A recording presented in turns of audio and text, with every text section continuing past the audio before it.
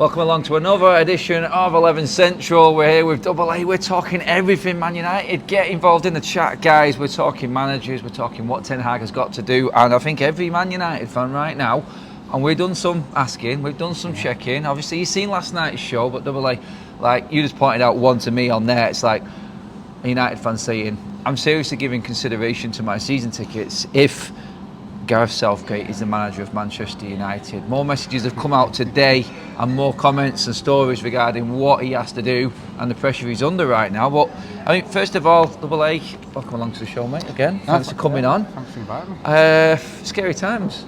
I mean, that is one of the horror movie. That's the script, or the topic of a horror movie. Thinking Gareth Southgate could be the manager of your football club, when we've seen that he's not. For me, he's not a club manager at all. We've seen him in the Premier League. How you can go from Middlesbrough to England and your next job is Manchester United, for me is absolutely crazy. For me, he's not had any pressure jobs. The credentials are not there. But I mean, we'll get on to Southgate in a minute and we'll try and balance the argument. Some people, and they were all opposition fans, I think last night in the poll, about 10% said Southgate's the right option. Trolls. Seriously, trolls. Like, I need to get a separate account and a separate Liverpool email for trolls. Yes, I think Liverpool, Arsenal, City, anyone who knows if United get this next stage right under Ineos, they are going to be a threat. Everyone, opposition fans are scared about what's coming. We know this, but I think Ten Hag right now. I mean, after the euphoria, what was the weekend? You was there yourself, mate. Scenes. We were just talking off camera about the atmosphere. The fan base, it seemed like we got the connection back. The players were up for it, right behind the manager. And then bombshell yesterday was like, it took me by surprise, mate. I was like, are you for real? I actually messaged one of the journalists who broke the story to confirm, and he went, his job is seriously on the line. It should be. I think, but with this job should come that pressure that you have to perform all the time. I think it's being made too much of a meal of. In terms of like, this is just a normal Man United manager who has to perform and win. Yeah, but I think the season we've had, I think that the pressure has been ramped up to unimaginable levels. The fact that we've still got the leaks coming out every now and again, there still is that they're not happy about the man. Certain players aren't happy with the manager. It's a melting pot of just a recipe for disaster, you could kind of say. And I think with Ten Hag now, skinny teeth, you could say, as good as it was, like you say, the dust settles. Skinny teeth in the FA Cup quarter-final, and now he has what you would say the easiest route to get to a final. Is that pressure on him to deliver now as well? And like we were talking off camera before, we come back from the international break, 3 really tough Premier League games that's going to show exactly where we are. Have we taken the way you have to look at it at the moment, Manchester United, is too many false starts. We've had too many. This is it now. We need to build it, and then we crash straight away.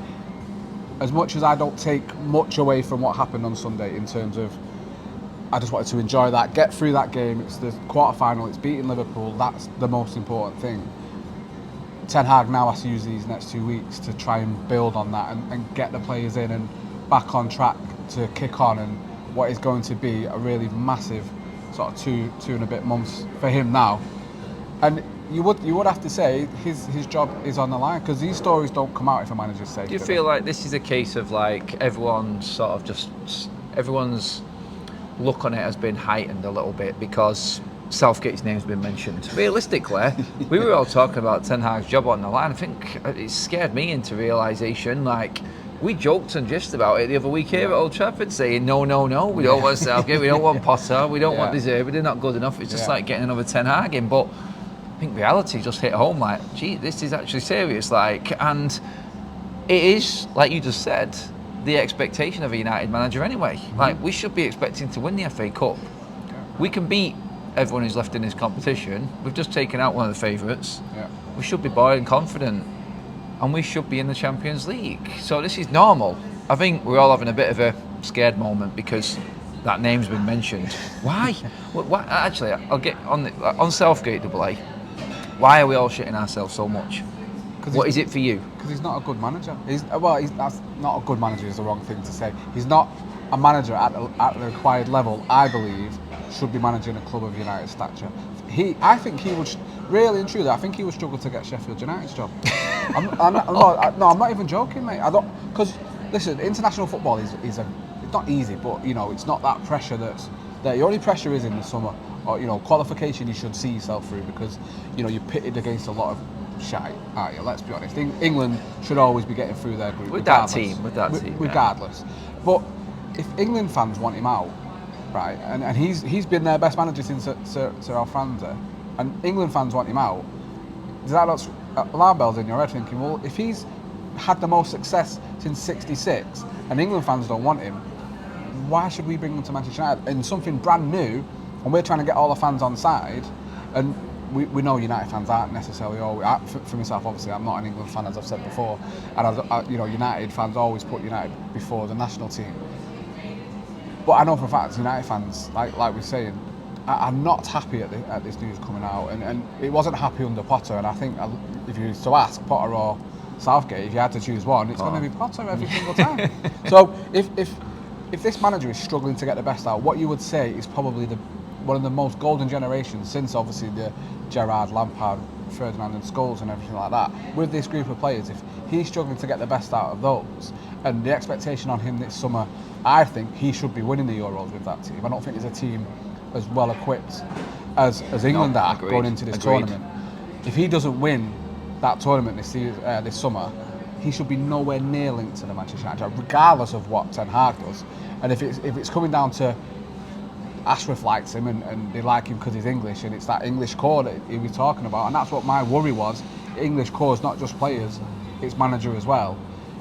I genuinely think we're in trouble, mate, and I genuinely think Ineos are off to a real bad start. Is an argument then for the Southgate thing. And guys, get your comments in. We can see them coming in. I am looking at them all. I'm laughing at a few of them while I'm listening to Double A here. But here's one. I listened to Mark Viduka talking on TalkSport this morning, and his argument for Southgate was the man-manager side of thing is the be-all and end-all when it comes to a top-level football club and what that man needs. Now, the technical stuff, the tactics, everything like that all comes into it. But his argument was, right now, we've got top-level coaches that just cannot be managers because of the mentality of a lot of modern-day big-star players. Yeah. Is it all about someone who brings in that one-to-one level manager? This is where I think Gareth Southgate works, because I think he is a good one-on-one manager. Yeah. Is it about bringing the team in? Like, Pep Guardiola's got his ideas, but he needs his team with him. Klopp has his team with him. Yeah. Half the time, Sir Alex Ferguson didn't take a training session. He had his coaches to do it for him. Absolutely. Yeah. I'm just trying to build an argument here. I still don't want him in, by the way, so don't get me on this saying that I'm a Southgate in. I just don't think he's got the minerals for it anyway. And I've never seen him work with top-level coaches, which is my concern. But is there an argument there that man-on-man, like, player relationship management is like one of the most important things now at the highest level? No, yeah, it has to be, because players aren't of the ilk of, like you say, when Sir Alex Ferguson was in charge. Real men. Yeah, well, that's what they say. The game's changed, players have changed, but didn't we have that under Ollie? Wasn't that Ollie's big thing? He was great in the dressing room. People would then argue the coaches, McKenna, Carrick, Kelly at the level. But look at them now, though. Different levels, you would say championship. But I think I understand what you're saying. You wouldn't say they're not good coaches, and they're expected to go on and do big things in their careers. They've both done, Ipswich almost look looking like they might be coming up to the Premier League. So, I think we've had that under Ollie, and I think we failed at that. And they're both very similar in that, and they also fail at the final hurdle because Ollie couldn't get past the final.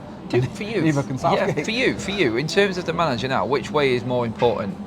Because you could have the best number two, who is great one-on-one, but at the end of the day, if the top man isn't being listened to or is falling out with the players, it doesn't matter what the number two does. Is it important that the number one has to have that perfect relationship with the players, and then maybe his coaches coming in are the better option, the better coaches below him? Because there's so much to take in that place over there, mate. Absolutely. There is so much pressure on that Man United job. He does need to concentrate on a lot more. I don't think one man on his own can do this anymore. No. It is a team, and Klopp and Pep have proved this. Yeah, but Fergie was never like that. The stories of players going to feeling and sounding feeling out, and he'd go back to the manager and he'd talk about it there. I think you have to have that sounding board that's below the manager. The number two is perfect for that. He should be the man in the middle. as much as important as the one, isn't it? Absolutely. So it's vital that you have that sort of structure within the coaching staff. But what we know from Manchester United, I think if you brought Southgate in, I think he'd fail miserably. I don't even think he would. I don't think he'd be another Moyes, mate. Honestly, I genuinely would think that. I don't think he's nowhere near as good as Moyes. And I didn't want Moyes. Moyes is a better manager than Southgate. You can't take Southgate's England career as manager and have that as the only reason to get him in as Manchester United manager. It can't be the be all and end all, because listen, when the pressure's been on him in 2018 and the Euros and the World Cup, you know, you think of the game against France as well. He's failed on every occasion, and I think, listen, you can take bad luck, or you can say, you know, Kane missing a penalty or whatever, but I'll be honest, England have never looked to their highest potential in every tournament, and the Euros he should have won. And I think, for me, I just don't think he has that ability to be a top level elite coach. That, you know, you think of, there's so many other names out there that we've spoke about before. Simeone, we've talked about Nagelsmann, Inzaghi, Flick. There's so many names available that have been cutting their teeth within club football, top level club football. His last club management was Middlesbrough. Yeah. I mean, like, nothing against Middlesbrough or anything like that, but again, you know, struggled there, and he's been unable to get a club job since. The only one I've heard him linked with is us. Oh, it's like, that's why? The only one we've been linked with. And if you can't get a job at Palace when they've been struggling, or you can't get a job at Villa or anything like that, why should he be coming to Manchester? A few people have said that in the chat, like Palace is his level. Or come in, guys, please give the video a like. Make sure you hit that subscribe button if you're tuning in for the first time. This is another Central 11 edition here. Me and Double A going through all the news regarding United. We have got some more up-to-date news as well, but it's important that we get Double A's opinion on this as well, because he is the no man from last week about all these managers that shouldn't be at the football club. But into the chat we go.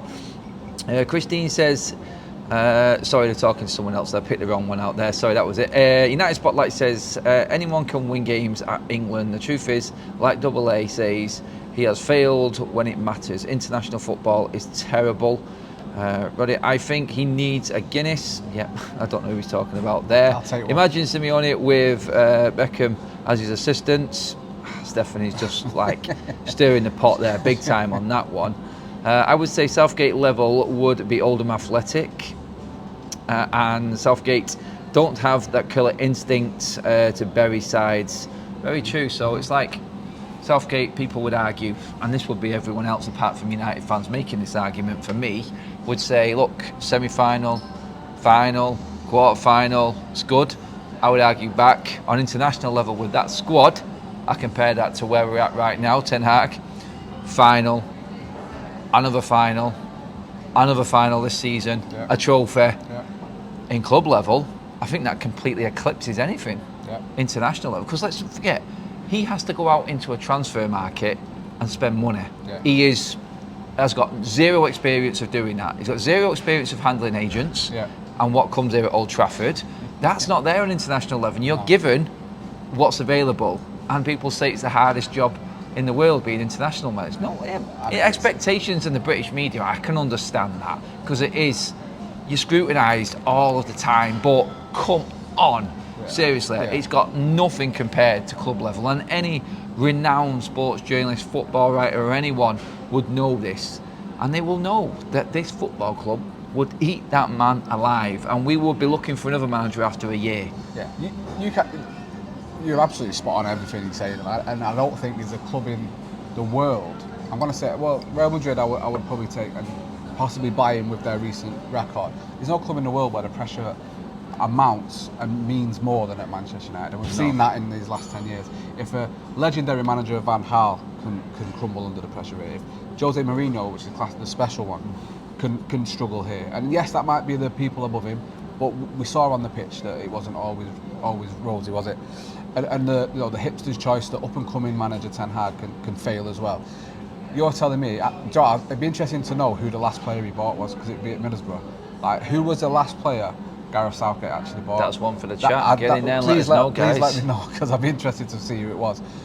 There's no way you're telling me that he could come here with what is going to be, like we said, one of the biggest summers in Manchester United's recent history this year, with outgoings and incomings that we're expecting to see, and this new sort of fresh dawn of Ineos, that he's the man to lead the charge. Like, and I just don't understand why it is Manchester United that's the one that's getting. Always. Why are we the guinea pigs? Like, I almost don't want to believe it, and I almost don't want to read into it. But obviously, my thing was yesterday when it came out, it's like, it's the Daily Star. But then when it starts to build momentum, and it's almost like slapping you in the face, like, no, you need to listen. Like, you genuinely need to listen. I had TalkSport producer messaging me last night laughing with the link to the article from the Daily Mail, and then ESPN are running it, all the other publications are running it. I'm like, stop. It's similar to when you buy a player. Like, it was in the summer when we were linked to Mount, and all the Chelsea fans are buzzing. Is that not alarm bells ringing in your head to say, what are you doing? And that's nothing against Mason Mount at all.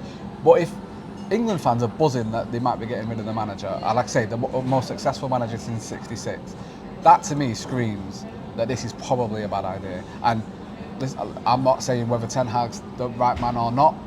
And you know, I'll admit I do flip-flop in times when I'm sick of seeing... You're allowed to admit you're a fan. Exactly. We're not trying to be anything else, we're just being honest. I think I've always said, underlying, that I would like to see Ten Hag under competent people above him. And if that can then change how he is. But it needs, like we said, this whole review of everything. The main thing is what we're talking about on the training pitch, and the fact that there's still coaches there from Moyes and even Fergie. The same coaches haven't been recycled, the new coaches brought in with fresh thinking ideas and newer coaches. Once that happens and the manager's allowed to just clear house and bring who he wants in, you know, rather than 3 or 4 people. We have Southgate's last signing, by the way, in the chat. Please, go on. It was in 2007 and it was Alfonso Alves. Right, okay, yeah. Brazilian striker absolutely flopped in the Premier League. No thanks. We've got too many Brazilians that have flopped at Manchester United. I don't need any more. South American voodoo, that's what we've got at Man United. We really have. But a couple now, a young Argentinian we've got, looking good. Absolutely. We've got another Brazilian who likes a bit of a Ferris wheel party trick in Antony, but he scored. Big moment for him as well. We were talking just off camera there. Let's move it across to Ten Hag now, because it sends shivers down my spine. I think I've done enough on Southgate. And like the comment just said there, media got nothing else to talk about. No. United, Southgate, Mainoo's just been called up. Wow, that was big. I mean, like, first of all, like, 18-year-old. Why do you think there was a U-turn? Like, why? Because he was talking about letting him develop on his own path 2 days ago, and then bang, he's in the squad. I don't think, like I said, when it slaps you in the face that hard, mate, you can't ignore it. It's a wake-up call. Like that performance on Sunday, to the point where Ian Wright's comment and his little selfie that he did that said everything, didn't it? You'd have heard it. There was unrest. The fans were happy when he come off. God, the fans were happy when he come off. And I know, man. I was scared for Eric at that point. I'm not saying that it would have changed too much if we'd have lost, but I think in a season where we're doing well and he does that, it's protecting him. He's a young man. You know, he shouldn't be giving him too many minutes, because we've seen what's happened when I for one, and I get a lot of criticism on defending him. I think Garnacho is suffering from too many minutes, because at 19 years old he shouldn't be playing the amount of minutes he's having to, because of more experienced players ahead of him in the wide areas failing. One being shipped off to Germany, and others doing spinning and 360s and doing nothing with it.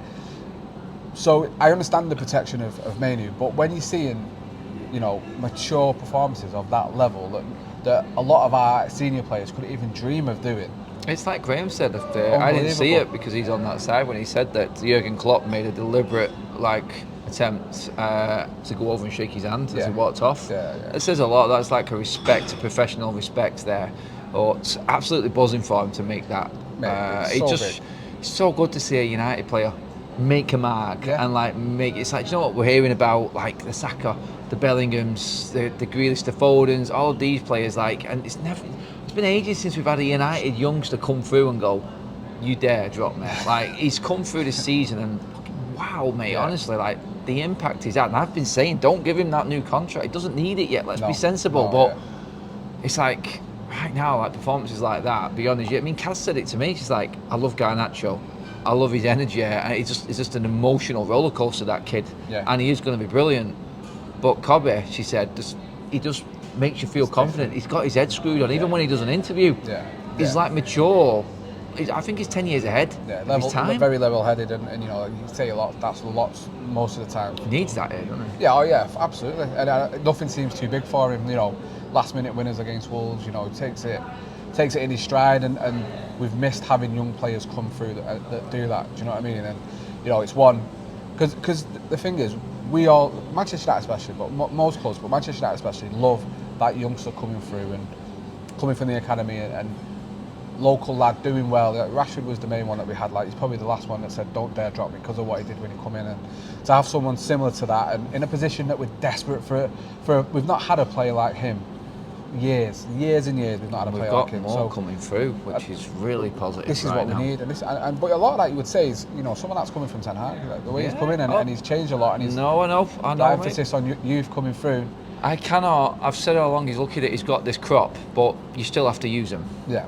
Lucky that they've been there to bail him out, and we've had some generational talents come through. Like, two of our brightest sparks are from the academy, and Garnacho and Mainu. Yeah, like absolutely. Højlund, the 21-year-old who we bought in.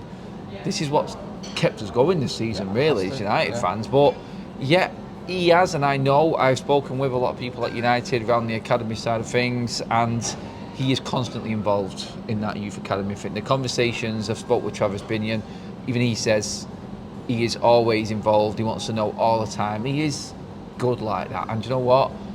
I'm not saying Southgate can't handle younger players. He came through from managing the under-21s, wasn't it, at England first, into the main team. But still, I would say, for me, I want to see Ten Hag be there when these players come through and are at that age, because you can mould them coming into a style of play, can't you? Yeah, I think Some would argue we haven't got a style of play, but like still, you'd think, wouldn't you, eventually we would be able to manufacture something. But I mean, other news, there's 4 English players with England right now, because we're hearing this morning, Henry Winter was reporting from the Times that Luke Shaw is with the England camp as well.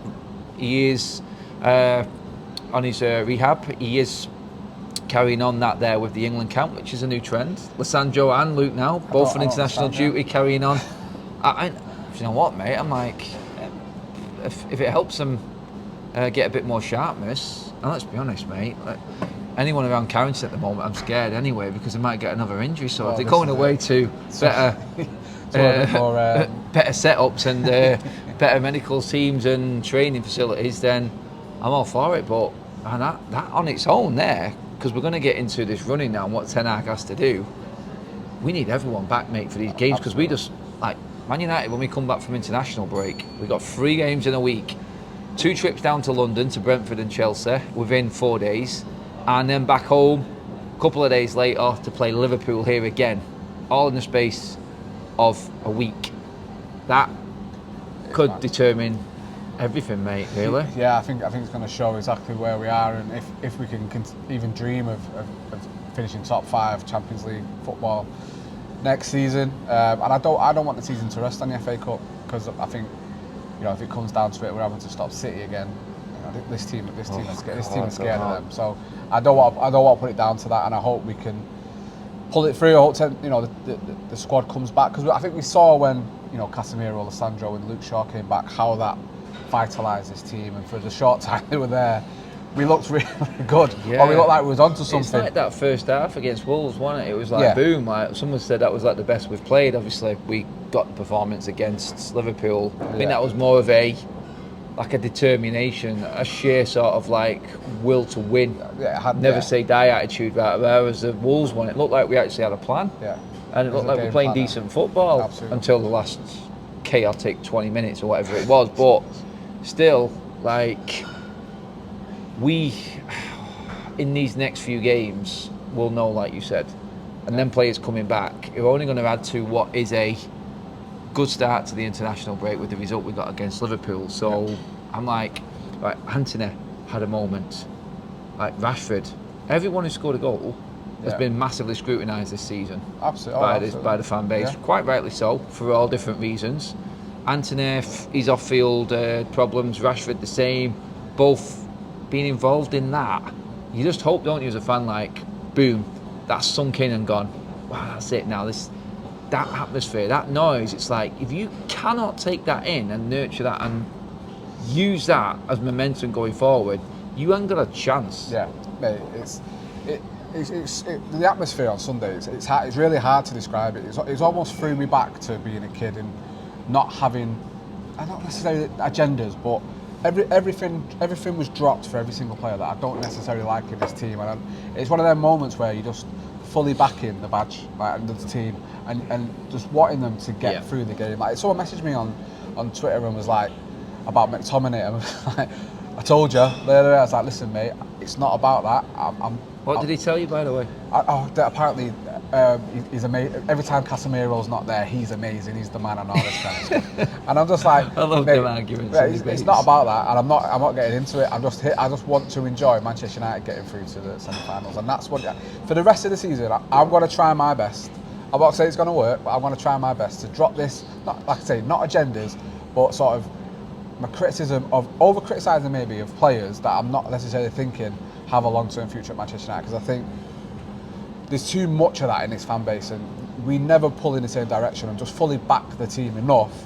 And I think that the club feed on that, and the players feed on that, because we know they dip in and out of social media. They know and they see exactly what goes on. Easily. And I think, you know, I would just like Manchester United for once, just to all of us to push together.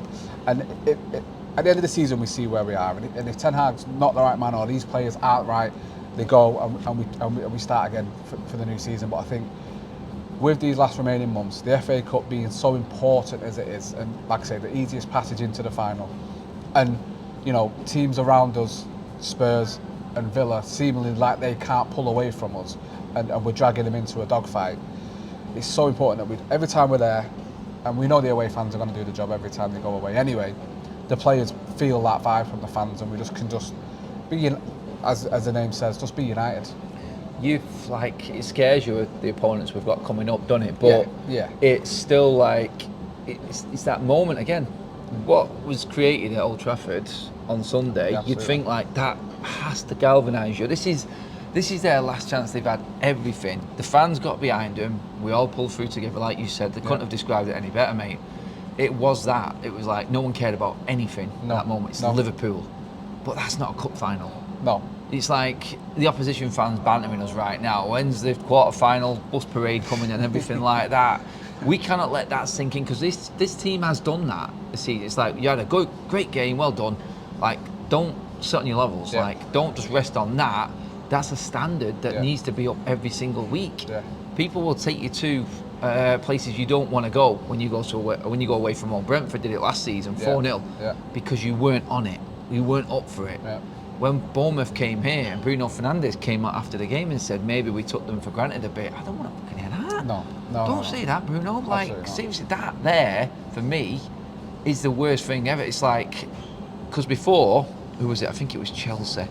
I think we'd just beaten Chelsea in that game and thought, we turned it around. Yeah. Bournemouth came, 3-0. It was like, that we cannot have now. And this is one of them games where it's like, boom, everyone's on board. Yeah.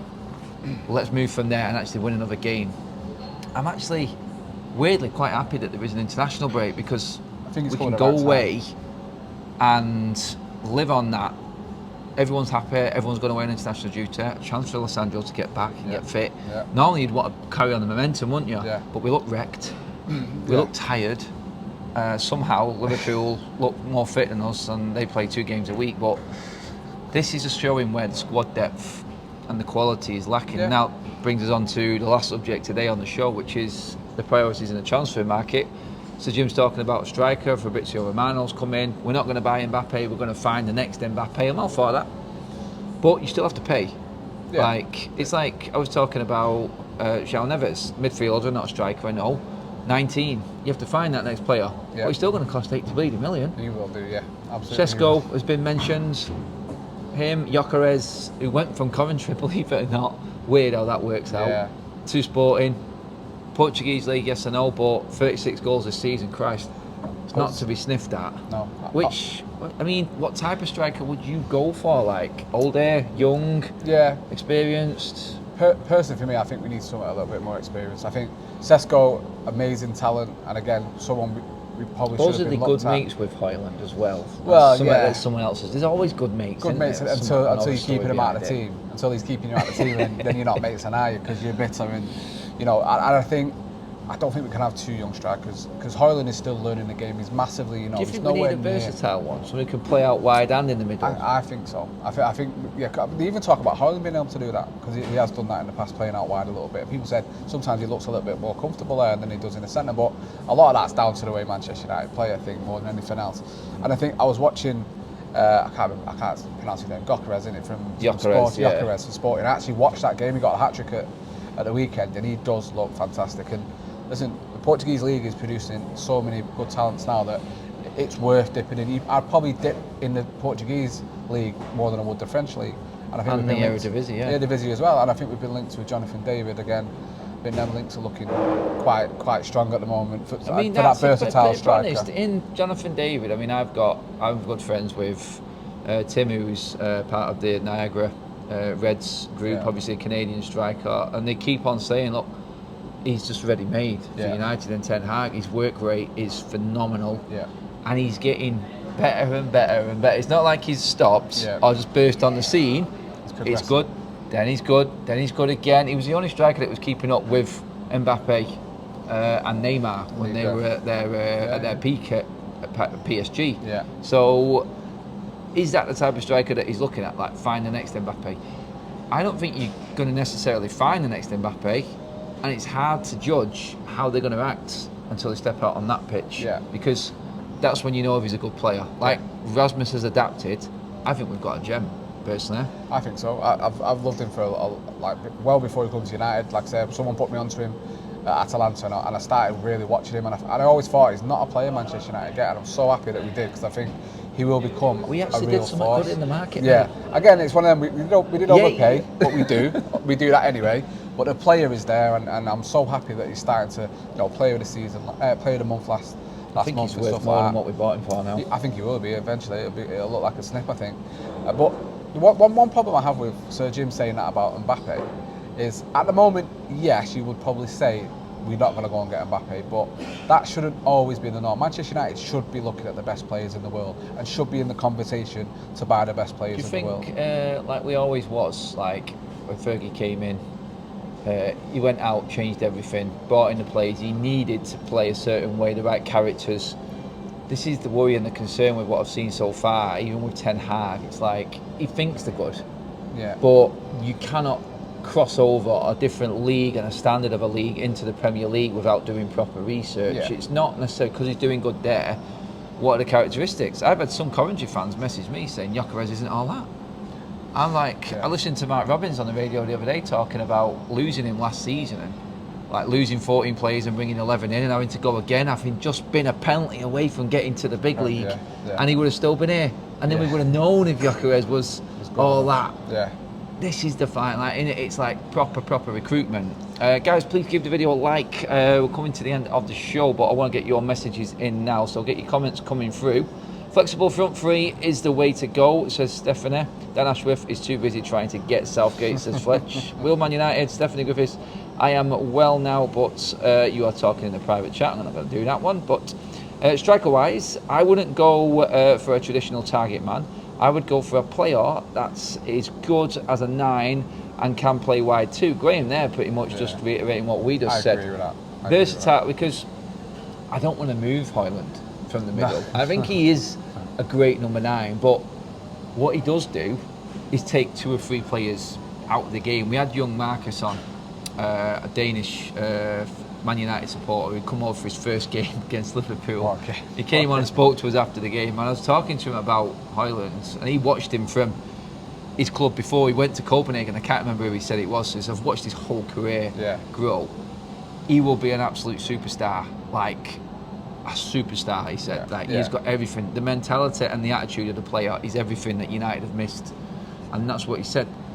That, mate, is hard to find. And that's what Dan Ashworth and these people coming in are going to find.